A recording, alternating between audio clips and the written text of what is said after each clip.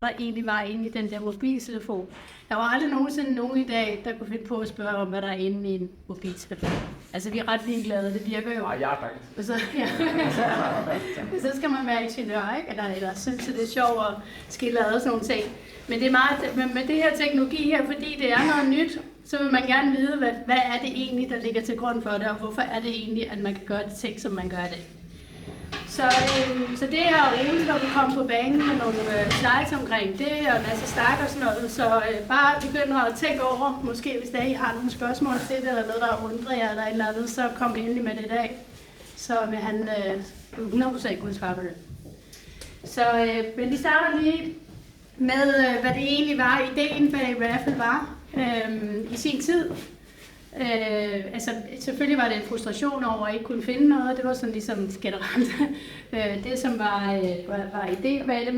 Men hvad det så udviklede sig til, var jo så det her med, at vi vil gerne gøre det sådan, så at information er tilgængelig faktisk i virksomheder, og også for jeres kunder selvfølgelig på hjemmesiderne, men også at det er brugbart. Og det er meget væsentligt, at selvfølgelig at man kan bruge den information, som man får. Der har vi nogle teknikker til at gøre, fordi en ting er, hvis det er, at man får tilgængelig information, det er jo bare måske, at man får adgang til et dokument, men at det bliver brugbart, det er, at man får adgang til det rigtige sted i dokumentet. Det er super vigtigt, at det bliver så konkret som muligt, når det er, at man har med en søgefunktion at gøre, eller med noget, hvor man sådan ligesom skal have information fremkaldt. Så det beskæftiger os rigtig, rigtig meget med, at have brugt rigtig mange timer på, rigtig mange år faktisk, på at kunne fremstille søgeresultater, som er sindssygt konkrete, helt ned til sætninger. Så det er det, der er vores vision. Det er vores vision, og det bliver ved med at være vores vision, fordi man kan altid blive bedre. Der er aldrig noget, der er 100% selvfølgelig. AI er heller ikke 100%, Raffle er ikke 100%, men vi går hele tiden efter at blive så tæt på 100% som overhovedet muligt. Og jeg synes, vi er meget langt nu. Vi er oppe over 80%, når det er, at vi implementerer, og så lærer den jo også derfra hen ad vejen.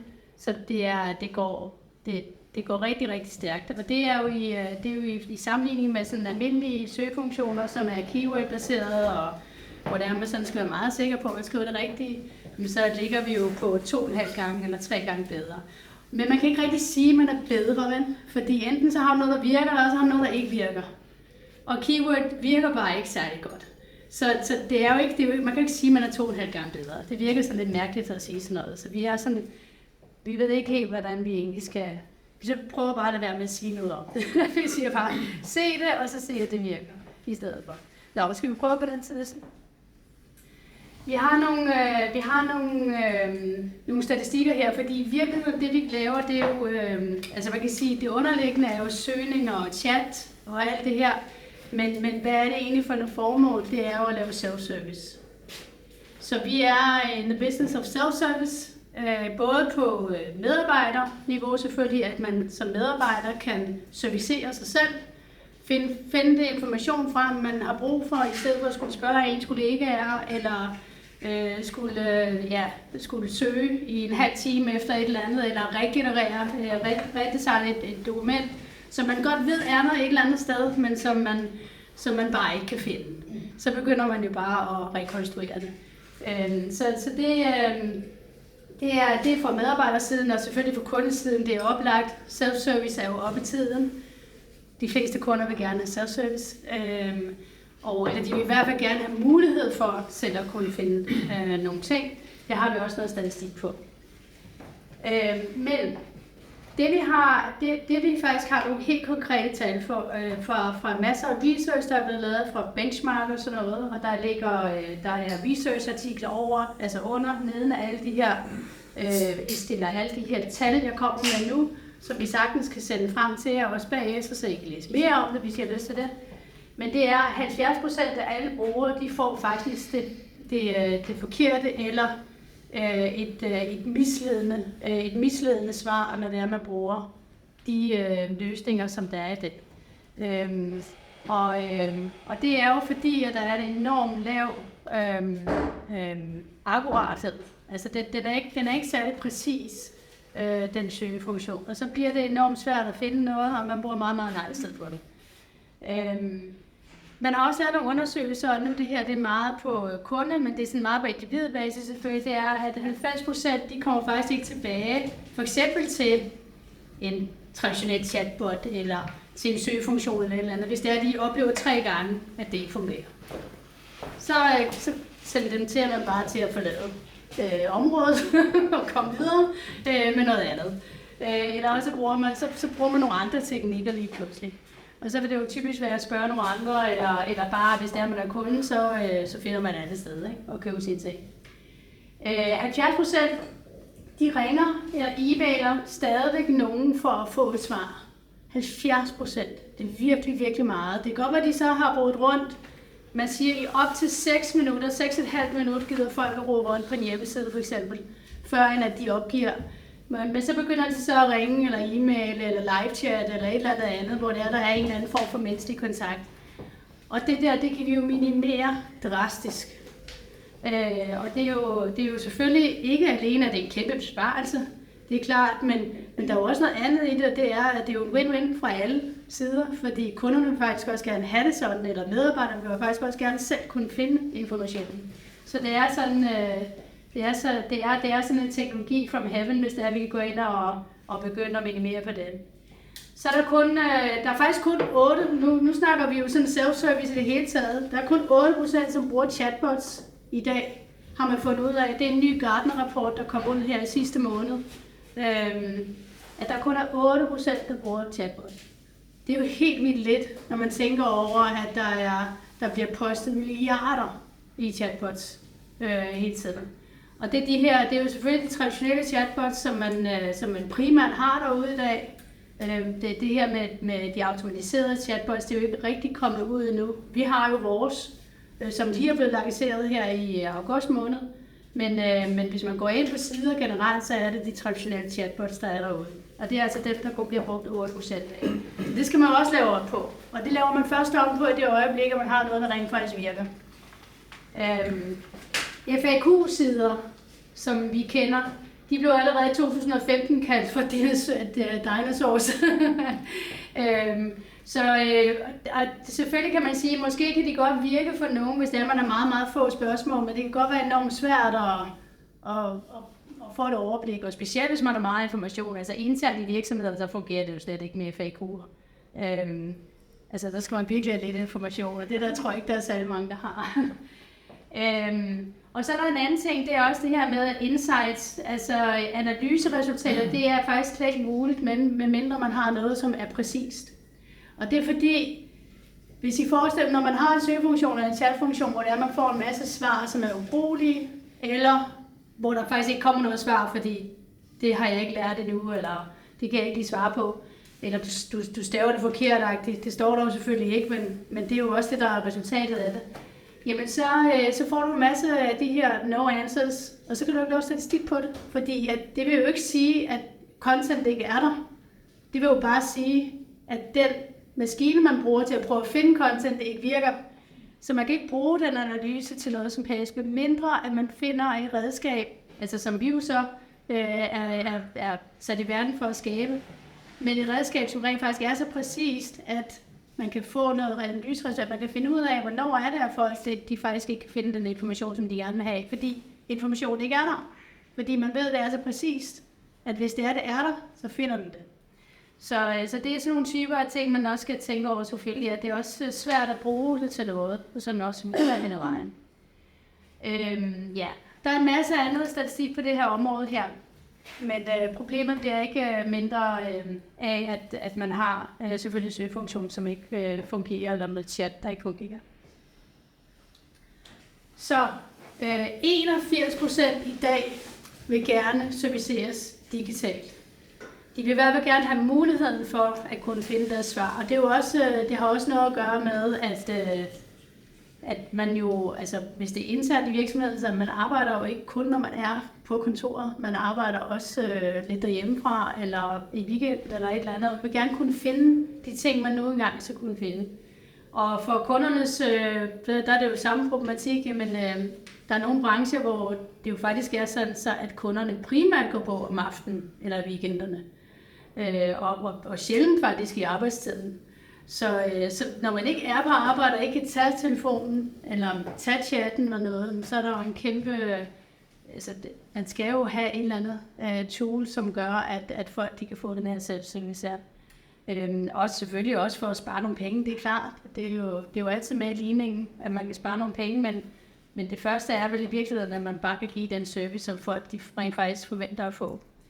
Man ved også, at og meget af det er det 76% eller sådan noget, vi fandt sådan nogle statistikker på, hvor mange det var, der sagde, at det var 90% mener, at det er lige så vigtigt at have en god kundeoplevelse, altså UX, som det er at have et godt produkt. Altså hvis de får en dårlig kundeoplevelse, så vil de faktisk hellere gå hen og købe det, som de nogle gange skal købe et andet sted. Selvom det måske i virkeligheden er det dårligere, det produkt, et andet sted. Og det er jo ret sindssygt i virkeligheden. Og det her, det er jo noget, man kan gøre noget ved. Produkter, det kan jo sikkert gøre særlig meget, i hvert fald ikke lige sådan i overmorgen. Men det her, det kan man jo rent faktisk gøre noget ved i overmorgen. Så det er, der er nogle kæmpe fortjenester, også den vej rundt at finde. Så de eksisterende løsninger, så chatbots, FAQs, intranet, søgninger i intranet, kender I også på SharePoint og sådan nogle ting, i hjælpecentre. De er i mange tilfælde det, man vil kalde broken. Og det er der skrevet rigtig mange research-artikler omkring. Og det er fordi, det bliver baseret på Lucene eller Solar, som er de her keywords search, og så er de alle mulige afskygninger på toppen af det, Elastic og jeg ved ikke hvad. Ikke? Så der er alle mulige afskygninger af de her søgefunktioner, men de er alle sammen sådan ligesom funderet i det traditionelle keyword og tag system. Det giver en lav præcis, altså det er en lav præcision, eller ingen svar overhovedet. Der er meget maintenance med det, altså der er rigtig meget vedligehold i det, og så er der det, de gør jo selvfølgelig. Det man kan gøre med en traditionel søgefunktion eller en traditionel chatbot, det er, at man kan putte noget AI på toppen af det. Problemet er, og det kan vi begynde at se nu her, det er, udfordringen ved det er, at det er jo lidt ligesom at bygge oven på et fundament, der ikke helt er stabilt. Og i øvrigt et fundament, som er bygget på en helt anden måde, fordi fundamentet for de traditionelle søgefunktioner, det er keywords, og det er engineered. Det er, og fundamentet for en AI-search, det er vektor, og det er fysik og matematik, og Ole, data science. Og det er klart, at de to, det er enormt svært at adoptere noget på toppen af noget, som har en helt anden systematik. Altså jeg ved, der er lavet masser af analogier for det, ikke? For ligesom at putte en skorsten på en sejlbåd og sådan nogle typer af ting, ikke? Det virker ikke særlig godt. Det kan godt være, det ser ud som om, at skorsten virker, men altså det bliver bare aldrig sådan rigtig godt. Så det, som de her traditionelle bliver nødt til, det er, at de bliver nødt til at adaptere noget AI i fundamentet, i kernen og fundamentet af deres søgefunktion. Og hvis de skal gøre det, skal de jo begynde forfra. Det er lidt ligesom at sige, at den analog kamera kan blive lavet om til et digitalt kamera. Men det kan det jo ikke. Altså, det er jo en helt anden type af teknologi. Så selvom at de ser ud ligedan på on the surface, hvis man kan sige det sådan, så er det jo, man har ikke brug for den der kamerarulle mere i det digitale. Så man bliver nødt til at begynde forfra med kernen af selve systemet, før at man bare kan putte noget i. Så når alle taler om AI, så skal man bare lige også finde ud af, hvad det egentlig er for et fundament, de bygger AI'en på. For at man ikke ryger ind i, at det bliver for svært at have mere at gøre, simpelthen, eller man får nogle resultater, der måske ikke er helt hensigtsmæssige. Der er også noget andet, det er, at det også, så det er selvfølgelig meget, det er meget tidskrævende for traditionelle søgninger og for det her AI adopteret, fordi det skal jo ikke i kernen på en eller anden måde.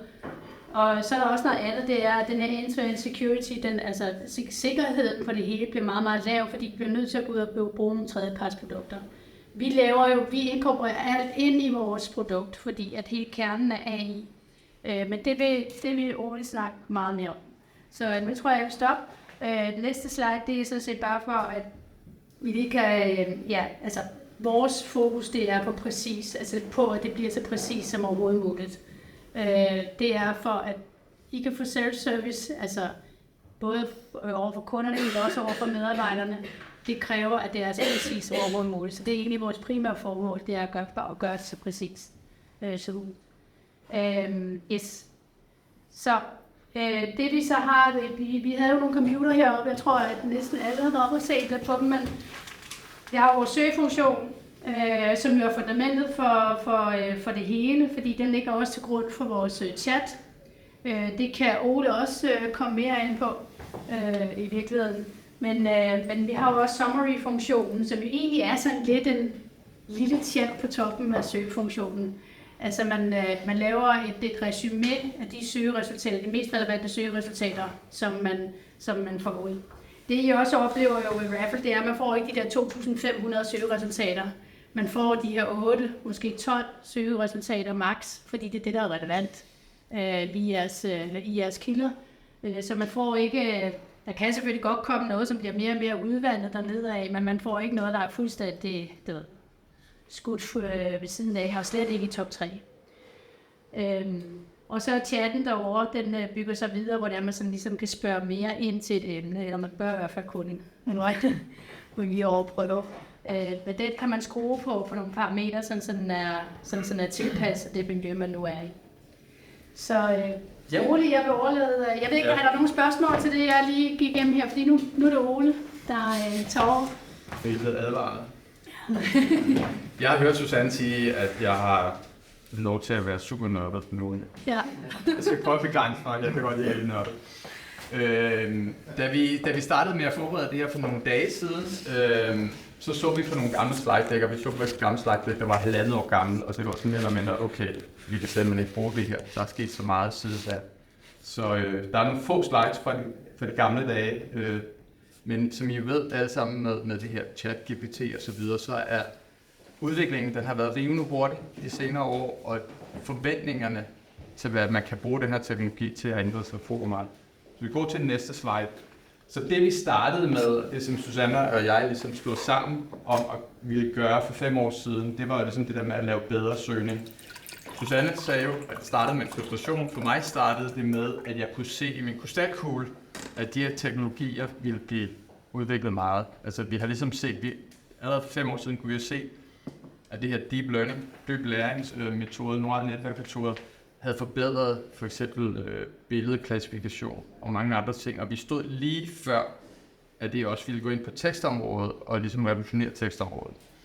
Og det er ligesom det, som er illustreret her med vores maskiner, sammenlignet med traditionel søgning, som er Google og Elastic, er, at vi har arbejdet på de her læringsmetoder, men det er maskinlæring, og det betyder, at man i stedet for ligesom at være en ingeniør og så designe, hvordan løsningen skal være, hvordan algoritmen skal være, så har man noget træningsdata, og det bruger man til ligesom at forbedre en model. Så træningsdata, det her sammenhæng, når man taler søgning, det er nogle spørgsmål, og så ligesom det rigtige svar. Så man skal ligesom have parring af spørgsmål og svar, og så træner man den her neurale netværkmodel, jeg kommer lidt tilbage til det om lidt, så træner man den her neurale netværkmodel til at ligesom parre et spørgsmål med det rigtige svar. Det gør man på et træningssæt, og så håber man på, at når man kommer med et testsæt, når man sætter det ud til kunderne, at så virker det også for dem, så det ligesom generaliserer ud fra træning.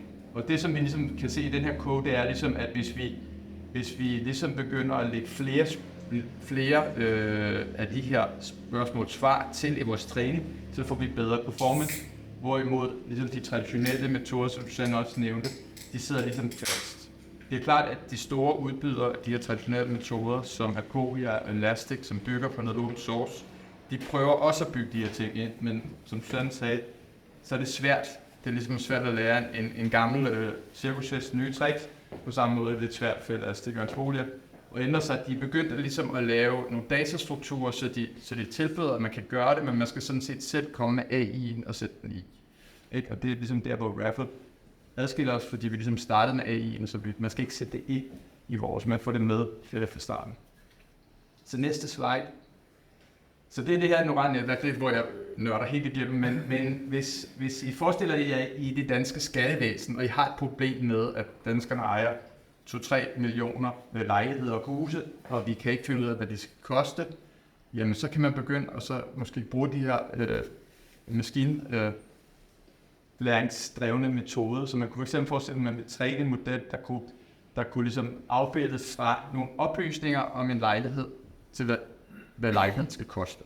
Og så kan man så gå ind i en eller anden historisk database af salg, og så kan man bruge det som træningsdata. Og det tror jeg lidt, det skattevæsenet har gjort, og det er sikkert derfor alle er sure. De har måske ikke gjort det på en rigtig måde.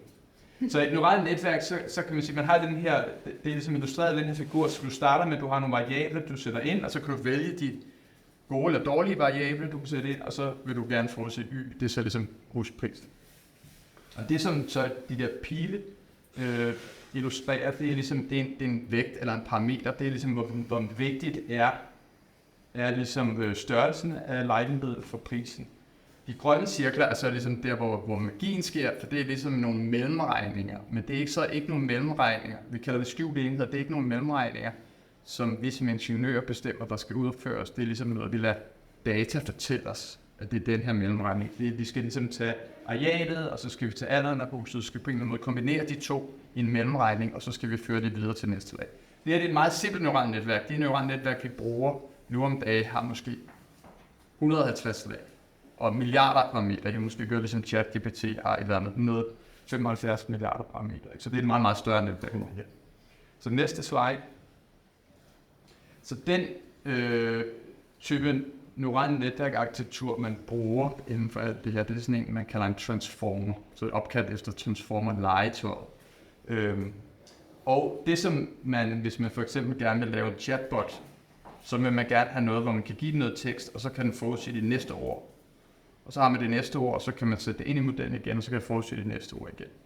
Så det starter med, at vi giver nogle instrukser til den her sprogmodel, og så får vi noget input, for eksempel fra vores søgning, som vi også giver til sprogmodellen, og så kan sprogmodellen begynde at skrive videre på det. Så det er ligesom den måde, det fungerer. Men vi bruger det faktisk også til søgning, og I har måske hørt sådan nogle buzzwords som BERT og T5 komme ud af vores mund nogle gange. Der bruger vi essentielt den samme neurale netværksarkitektur, men vi bruger den bare til at lave vores oprindelige data om. Så data i det her tilfælde på en søgestreng. Det kan også godt være noget af jeres data, som man gerne vil finde. Så vi tager ligesom alt jeres data og klipper det op i en masse små bidder. Forhåbentlig nogle gode bidder, der giver mening.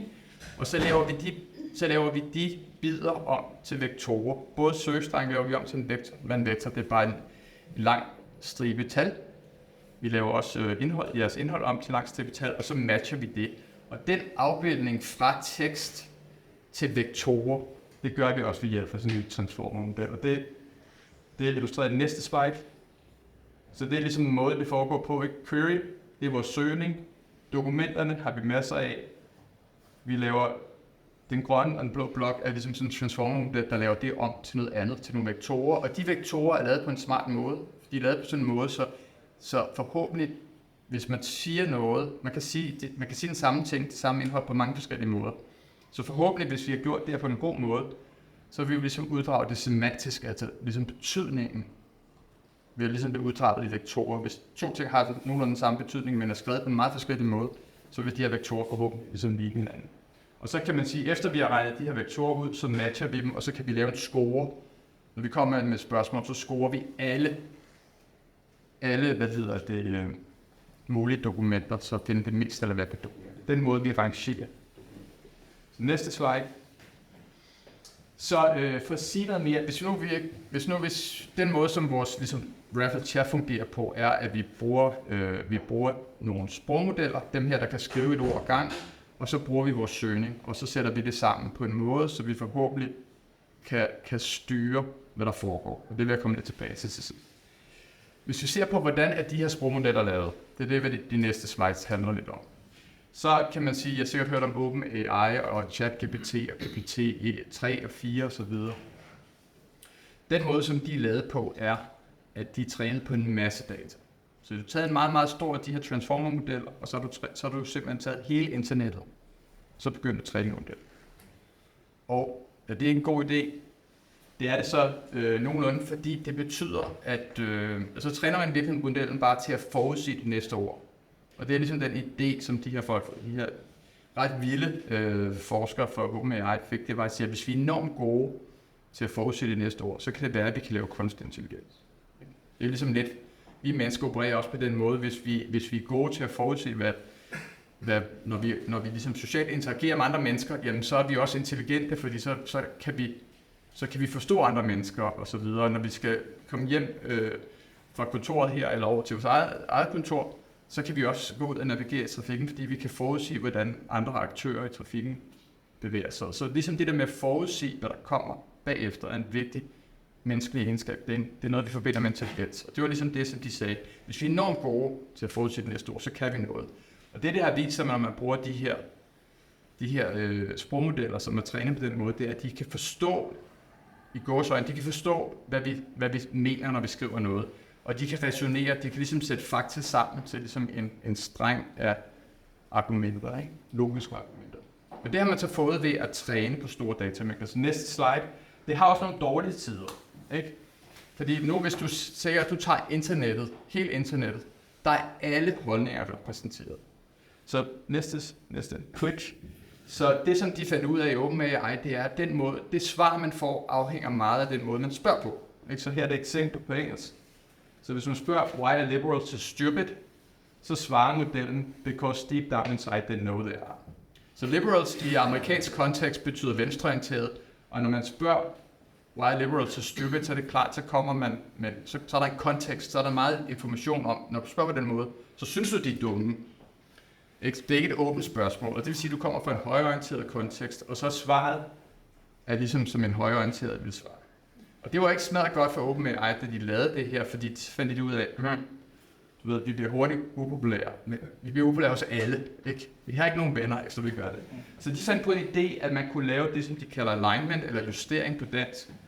Og det betyder, at man får modellen til at opføre sig mere balanceret. Ikke? Så man kan se nu, hvis man efter man har lavet den her justering, så siger den, den har faktisk godt gennemskuet, at vi ligesom er ude på noget her. Ikke? Så den begynder ligesom at sige, okay, jeg kan godt forstå, hvad du mener, og så videre. Ikke? Og ligesom prøve at forklare, hvad det siger, man er venstreorienteret. Så næste slide. Så den måde, som OpenAI, nu bliver det virkelig nørdet, men den måde, som OpenAI gjorde det på, var, at de hyrede en masse mennesker.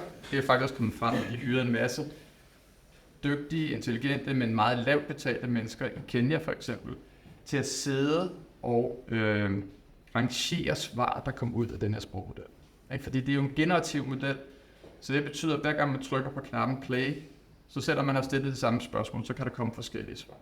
Så det er ligesom det, som er illustreret i den anden kolonne her, at man for eksempel giver den spørgsmål, explain the moon landing to a 6-year-old, man får 4 svar, og så beder man den her kenianer om at rangere dem. Så siger kenianerne, okay, D var det bedste svar, C var det næstbedste, A og B var lige gode.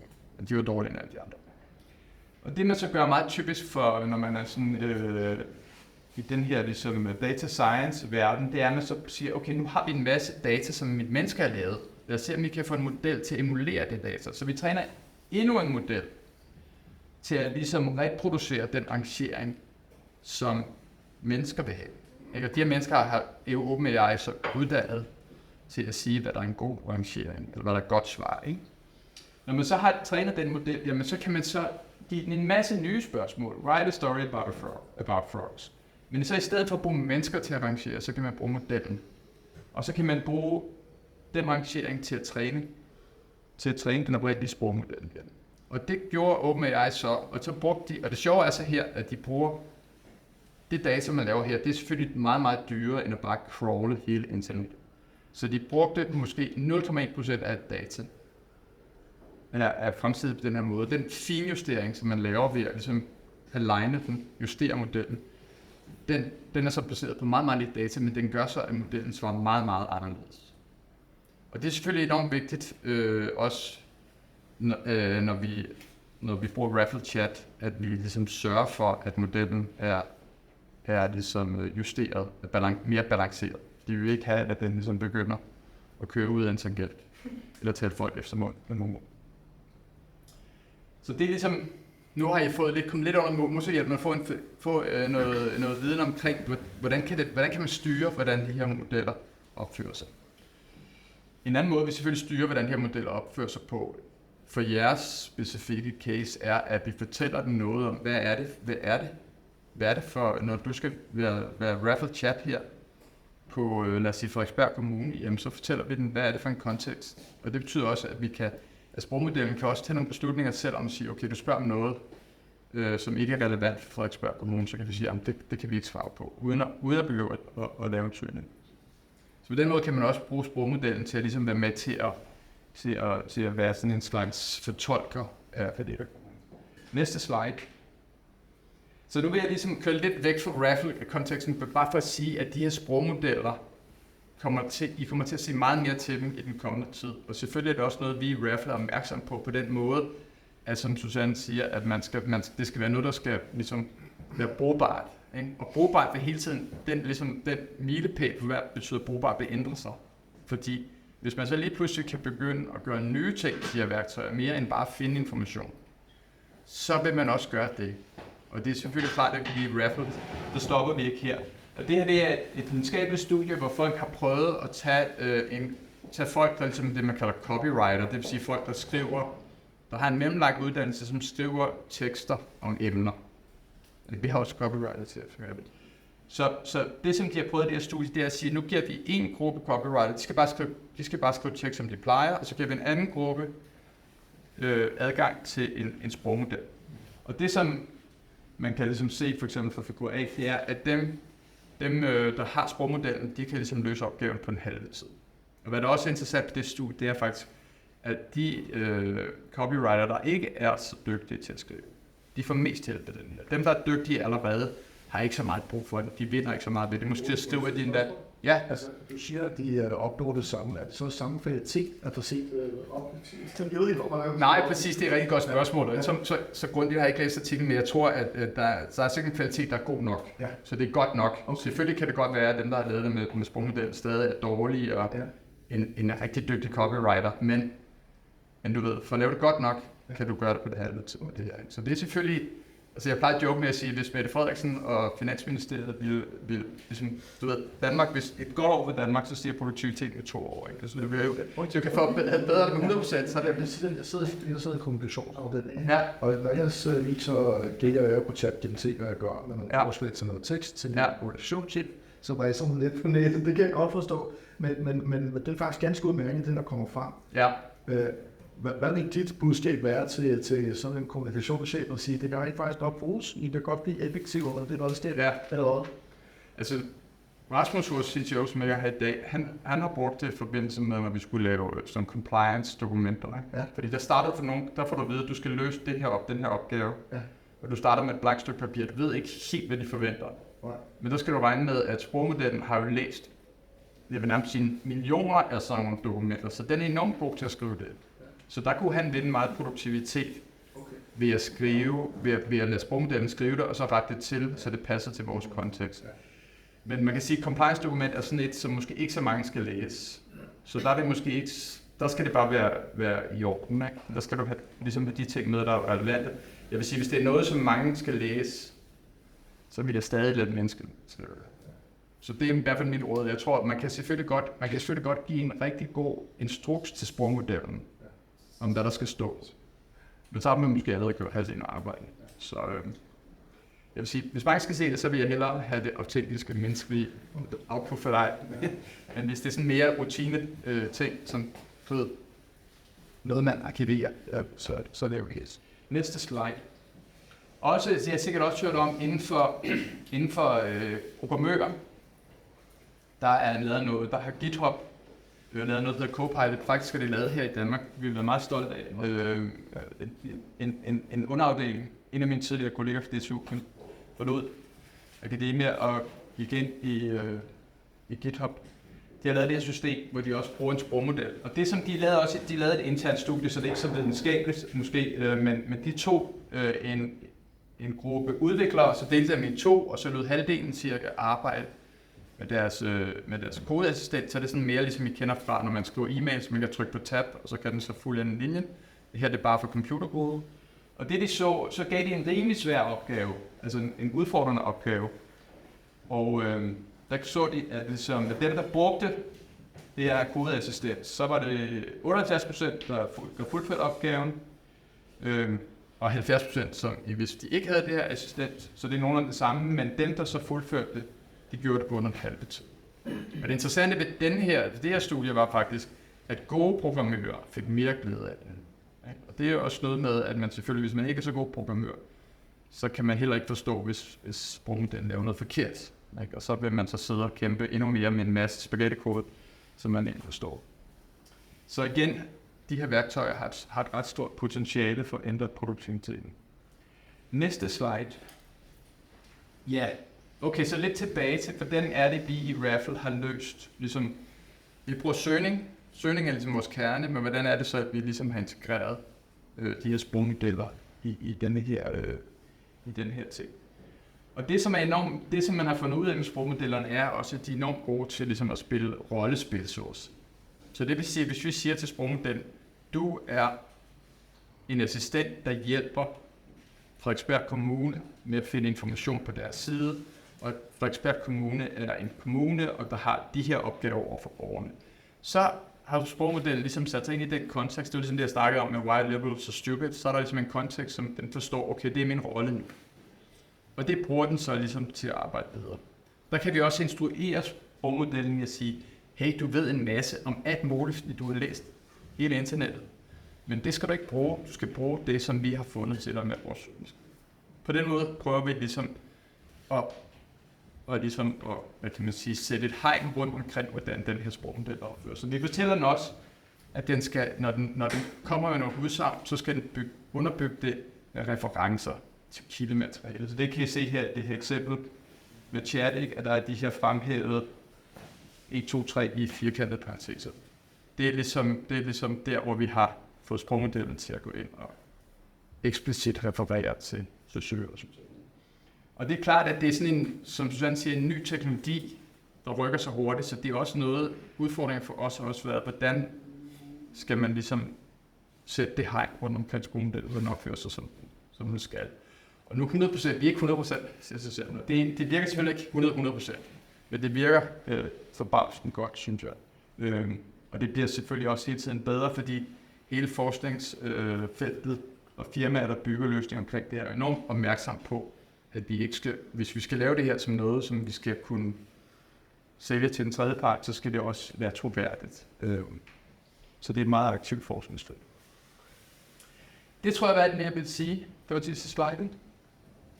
Yes. Okay, spørgsmål. Ja. Jeg synes, at jeg har fået den opfattelse, når I har sat om Raffle, at den der ikke på mine data, andet når der bliver scrapet. Men den bliver klogere og klogere på hver dag, der går. Men modellen er klog. Ja. Og den er rigtig svært at være klar over på mine kollegaer. Ja. Fordi de siger, at det er jo ikke det bliver klogere helt. Ja. Kan du ikke uddybe det lidt og sige, hvad skal jeg sige til dem? Jo, altså man kan sige, at det bliver, altså man kan sige, der er flere måder, man kan blive klogere på. Man kan blive klogere på, hvis vi ligesom forbedrer vores grundlæggende teknologi. Så ruller vi en bedre model ud.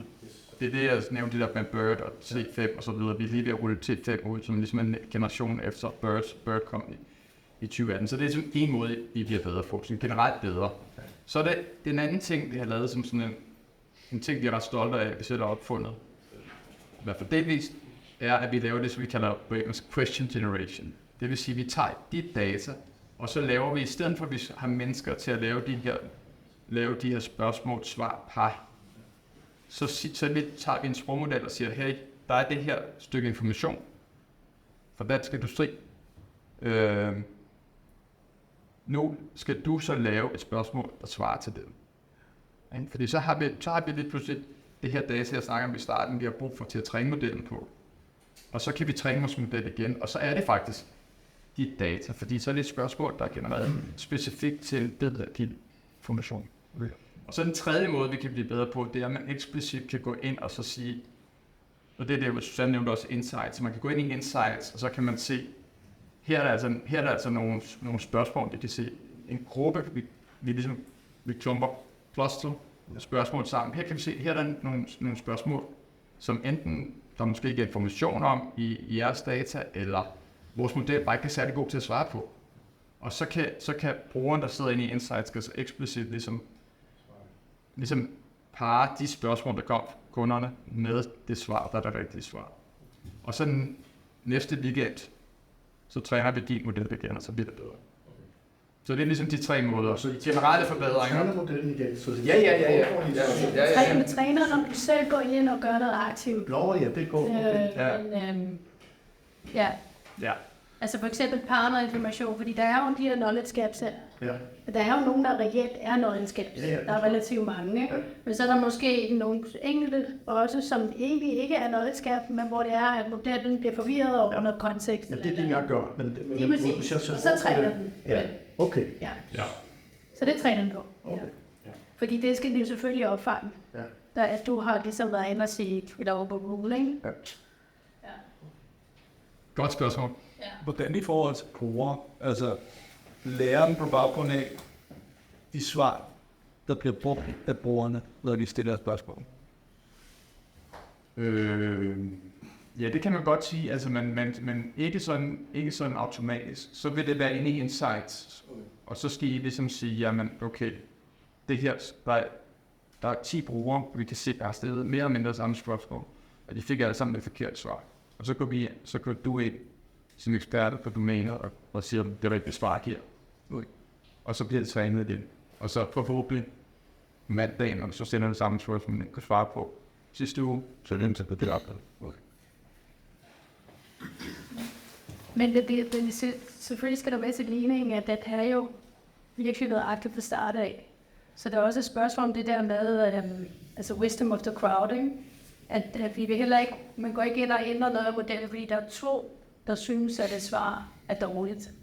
Hvis der er 100 andre, der synes, det er godt. Altså det er sådan lidt, det er jo helt sådan den der med, at vi skal jo styre modellen meget, for at den gør lige præcis det, vi gerne vil have, at den gør i jeres miljø. Så man får så godt et output som muligt, at der ikke er nogen, der kan manipulere med den. Okay, yes. På den måde, ikke? Fordi den er så god forvejen.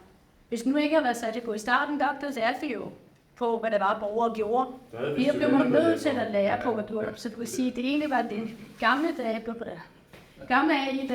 i 18 og i 19 blev du nødt til at lære på brugerfeedback. Det er derfor, der er så mange, der taler om brugerfeedback. Brugerfeedback er ikke nødvendigt mere. Brugerfeedback er sådan lidt en hemsko faktisk. Vi vil hellere selv kontrollere, fordi det er blevet så sindssygt godt. Nu hvad der sker, ikke? Så det er sådan det med den mente, at det vil være sjældent, at I støder ind i, at den svarer fuldstændigt. Altså, men selvfølgelig, det er jo det, vi gør i implementeringsprocessen, så finder vi ud af, okay, der er nogle steder her, ikke? Der skal vi lige pege nogle andre steder, så manipulerer vi med det, som man siger, ikke? Eller giver det nogle andre instrukser. Yes. Men når I får det implementeret, så skulle det være på. Det er det, der er mennesker. Ellers søger vi fra. Ellers søger du fra jer. Men det er i hvert fald sjældent, at det ikke er, altså, det er jo slet ikke ligesom man ser på en almindelig søgefunktion, hvor det er, at det er jo nærmest altid ikke. Eller mange gange er det ikke rigtigt, det der bliver sagt, ikke? Men mindre man virkelig har været inde og lave en masse manuelt, ikke? Der er det sådan lidt den omvendte verden her, ikke? Så vi er inden for skiven, og så skriver man bare... Inden for skiven, ikke? Og så kan man måske godt lige sådan nogle gange sige, okay, her kunne den godt lige være lige smule mere præcis, og så kan man så prøve at sige det, ikke? Men altså, den er meget præcis. Ja, det er til sådan noget med, jeg vil gerne, det svar kom som nummer 3, der vil gerne som nummer 1. Lige præcis. Det er sådan nogle det er sådan små ting, ikke? Altså, i relation til en traditionel søgefunktion vil det jo være, altså, der vil det jo nærmest være umuligt at gøre det, ikke? På en almindelig søgefunktion. Ja, og jeg tror, det var... Ja, det er som om man sådan stod derude, stavet derude, så godt kan dansk, og sådan noget, og man godt er det så til... Altså det er ikke noget, vi, man kan sige, det træningsdata, vi snakkede om, der er det ikke sådan, at vi eksplicit konstruerer ting, der er stadig forkert. Men igen, de her sprogmodeller har jo set virkelig meget data, og det data er også tit stadig forkert. Og på den måde, så får det ligesom robusthed over for det. Sprogmodellen har så ligesom den ekstra ting, som er jo fantastisk, at den kan forstå alle sprog, stort set. Så der kan du sådan set der kan du sådan set, vi er næsten, nu skal jeg ikke love for meget, men der kunne du for eksempel have, hvis du har skrevet til Frederiksberg Kommune, lad os sige, tag det eksempel igen, og du skrev sådan noget på engelsk, et spørgsmål på engelsk, så har vi igen fortalt sprogmodellen.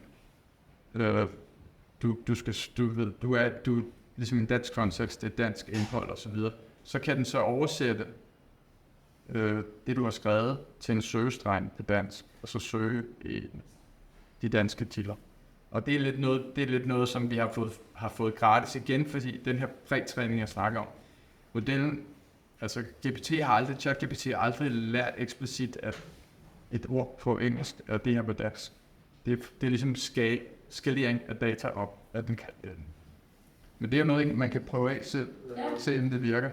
Vi har også prøvet på polsk, og vi har Dominika, Relax, og hun kunne spørge på polsk, og Lorenzo er italiener, så han spørger på italiensk, så vi kan... Kommer svarelser tilbage på... Det kommer ikke på, hvordan vi instruerer den. Okay. Men det kan godt oversætte on the fly også. Ja.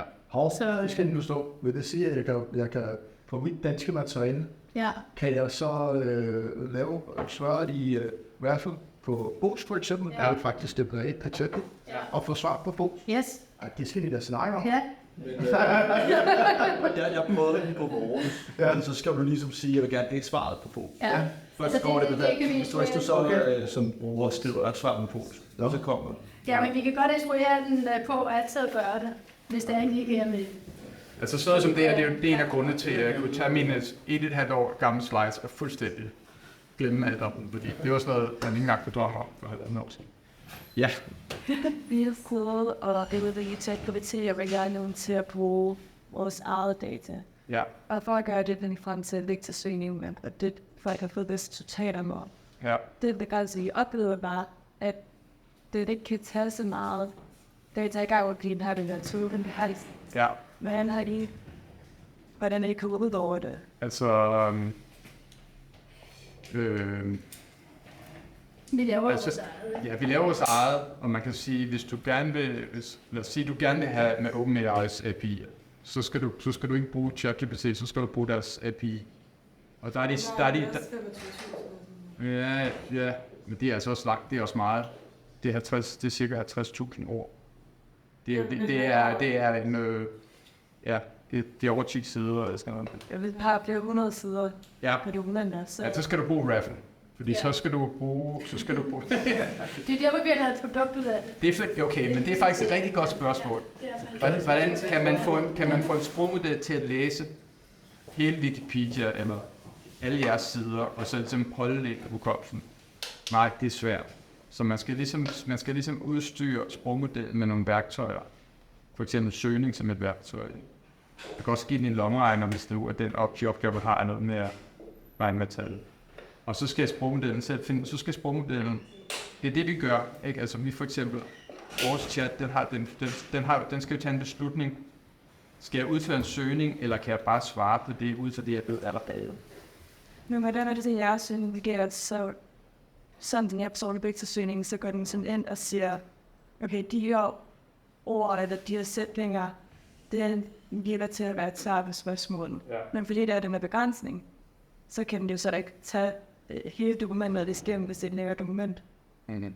Så er jeres værk om begrænsning, kræver det ikke så meget. Nej, fordi vektorsøgning er søgning, og det vil sige, at du kan ligesom lave, hvis du har, lad os sige, du har 100 sider, jamen så tager vi og klipper det op i passende stykker på en forhåbentlig intelligent måde, og så vil vektorsøgningen kunne gå ind meget hurtigt, 100 millisekunder, og så finde de relevante bidder i teksten. Og så giver vi det tilbage til sprogmodellen og siger, det her er, hvad Raffle har fundet. Skriv dit svar ud for de her 10 resultater. Så det er meget, hvor mange vektorer I har, kan jeres system godt til med det samme. Altså i det her moment er man både 5 vektorer. Altså der er selvfølgelig, man kan sige, nu snakker vi om traditionel søgning og så vektorsøgning. Der er en lille smule begrænset, altså vektorer fylder mere end ligesom et traditionelt indeks. Fordi i et traditionelt indeks, der skal du bare sige, det her dokument, hvilke ord optræder. Så det er ligesom bare en liste af ordene, gemt på en meget kompakt måde. Hvorimod i vektorsøgning, der har du ligesom for hver eneste lille bid tekst, så skal du have en vektor, som måske har flere hundrede dimensioner med tal i. Altså hvis vi snakker en halv million dokumenter eller en million dokumenter. Ja, præcis. Ja, præcis. 4 millioner dokumenter. Det er der, hvor vej frem til, ja. Det har vi taget højde for, ikke? Ja, altså det er ligesom der, hvor vi også har arbejdet med vores teknologi, og ligesom brygge grænsen for, hvor store vektorindeks vi kan have. Så vi kan godt have en halv million. Så vi har Strandmøllen her i dag. Der, ja. Strandmøllen var lige ved at få os lidt i knæ, fordi de havde arme. Det er vi lidt frem til det nu her. Så det korte svar er, man skal kombinere sprogmodellen med søgning på en smart måde. Det er det, de har gjort i Raffle Chat, synes du selv. Du virker ikke helt overbevist. Jeg tror også, fordi det er jo også lidt svært at forklare 5 års udvikling på søgning, hvor jeg har siddet og researchet på, hvordan man kan kombinere alle de her ting på den rigtige måde. Det er ikke bare at tage en model ned fra nettet, og så virker det.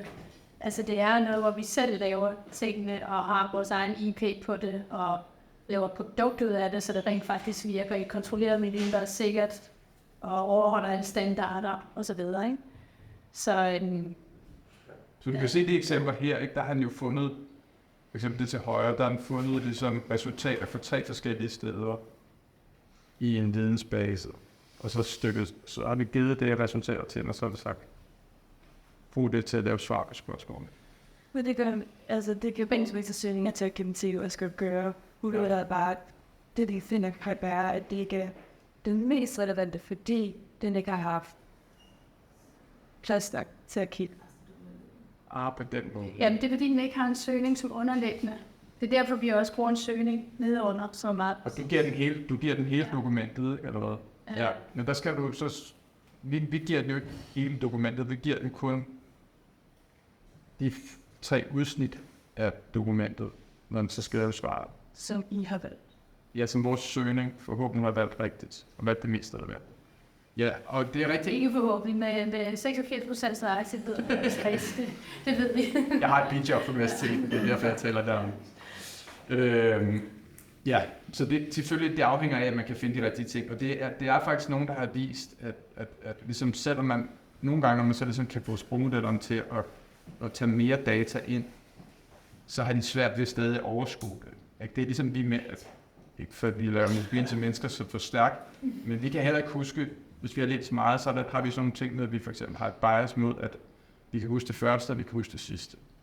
Det første har ligesom gjort største indtryk på os, det sidste har vi lige læst. Men det der, det som ligger i midten, har vi svært ved at huske. Og sprogmodeller kan have det sammen. Og det er der, hvor søgning, kombinere det med søgning, er smart. Fordi så forhåbentlig har du så givet den. Søgning bliver ikke godt nok til, at give den det relevant information. Men super god. Meget gerne diskutere det videre. Det er spot on. Ja.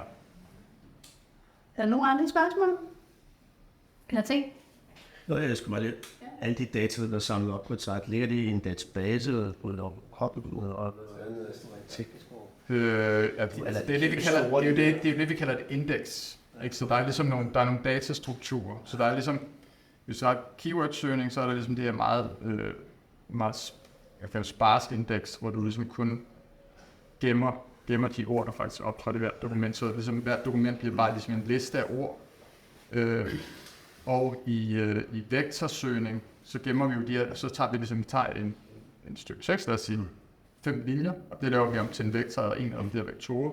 Og så findes der nogle smarte datastrukturer for at gemme de her vektorer, som ligesom er sådan trapbaserede nogen, sådan så du hurtigt, når du kommer med en ny vektor, vil finde den nærmeste vektor, så kan du hurtigt komme frem til at finde den approximativt nærmeste vektor. Det er selvfølgelig noget med, hvor hurtigt kan du finde et svar. Det ligger ikke i en database, det ligger bare ved. Jo, man kan sige, det ligger i en database.